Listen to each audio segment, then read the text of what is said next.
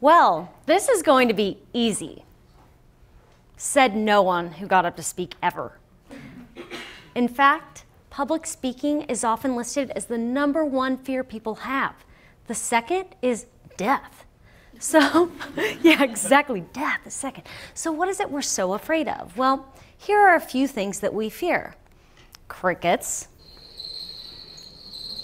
laughter at us, forgetting everything and getting more of that, and the classic, totally flubbing our speech. Yeah. Aren't our minds creative? Speaking of creative minds and innovative ideas, you've heard from some amazing speakers today.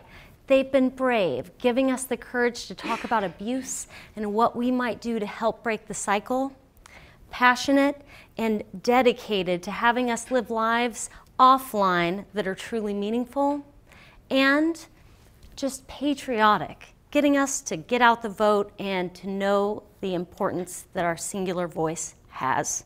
These speakers are truly breaking barriers to create a more inspired, innovative, and totally safe world. But what I really want to talk to you about today is your world. You. Yeah, you. Why do I want to talk to you about you? Well, it's simple. It's really easy to get caught up in making money, getting into relationships, going out there and seeing how much you can achieve. I definitely know the temptation of this. It's really easy to forget ourselves, though, as we go after everything that we want to do. So for me, I have an inner critic that absolutely tells me a series of stories and things I must achieve. We all have this inner critic inside of us, but mine is a particular overachiever. It likes to take something like a bad test score and run me completely down the tracks until I'm somewhere in the middle of Failure City.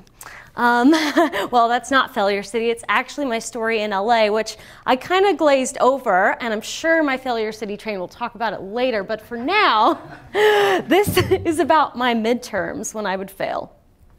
So it would go something like this. Wow, I got a C- on that midterm. There is no way I'm getting a good grade now. Since I failed at this, I'm obviously not lovable. And because I'm not lovable, oh my God, that means I'll never get married. And because I'll never get married, I'll be an absolute disappointment to my parents. And look, I derailed my whole life over one test. We've all done this. But see, this was extra high stakes for me because unlike my couple of slides there I skipped, my life looked absolutely perfect. And those slides showed that I'd actually had this journey that had taken me from Fresno, California, proud bulldog right here, all the way to the beach, to Santa Monica, California. I was writing for a newspaper, I was a working writer, I had it completely all together. But something really big was missing. That something was me, like I said earlier. So I had a real reality check about this. In 2011, even though my life looked perfect to everyone else, I found myself sitting in the office of my general practitioner.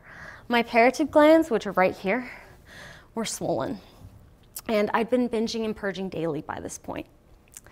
And my doctor put my face in her hands and she asked me, "How long have you been doing this to yourself?" And I knew right then that I had one of two options.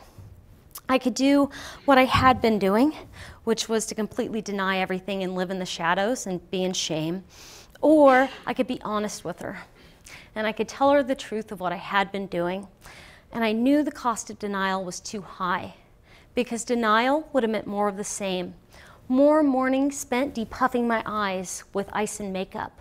More days wasted counting every single calorie I consumed and knowing I couldn't have a full meal because I'd probably throw it up. So you know what? I told her, yes, you're right. I'm bulimic now, but I've actually had various forms of an eating disorder since I was 13 years old, and I need help. So she gave me a couple of referrals to therapists and a support group, and they welcomed me with open arms. But it would be a long time before I knew how to take care of myself. Always tough to go back to that place. but 7 years ago is where we're at with that now. And I've gone on this incredible journey where now I have the kind of healthy body and mind I only dreamed of then. So I want to tell you guys, anyone out there suffering, because this stuff just isn't talked about. I know some of you probably suffer with some version of this or other perfectionism-driven problem. And I'm here after the speeches are over if any of you want to talk. But the heart of what I want to talk to you today about is the importance of taking care of yourself. It really is important. My challenges were the direct result of listening to those negative voices I talked about earlier, those perfectionism stories, and they go something like this.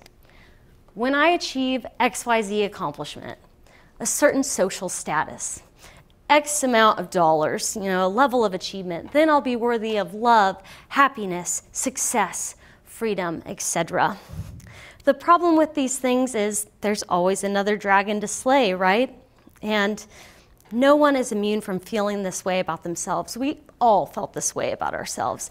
And look, there's nothing wrong with goals and ambitions. Let me repeat that. There's absolutely nothing wrong with having goals and ambitions because it gives you a sense of purpose and it gives your life meaning. But the problem we run into is when we push our own feelings and needs aside and we don't consider what that does to ourselves. So I want to invite you all to create kind of an internal self-care toolbox.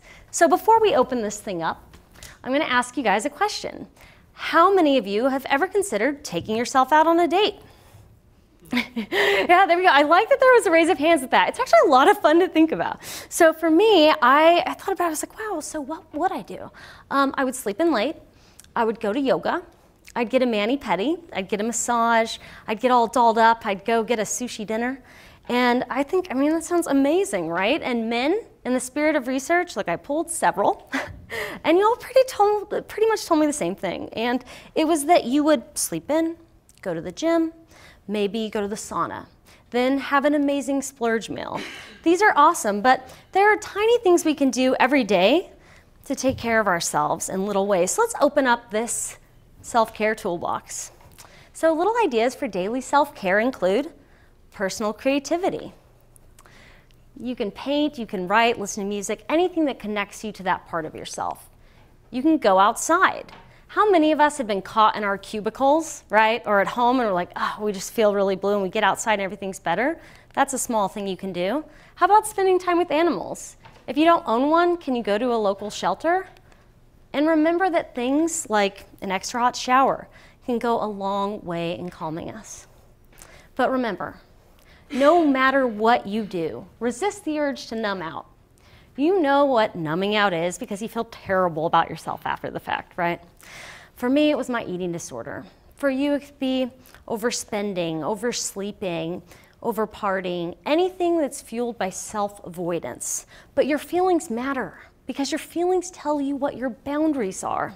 We're going to talk about this B word, okay? Boundaries. Have you ever asked yourself what your boundaries are? What you will and won't accept? Here are a couple of examples. You go to a party, you're given a drink. Do you drink it?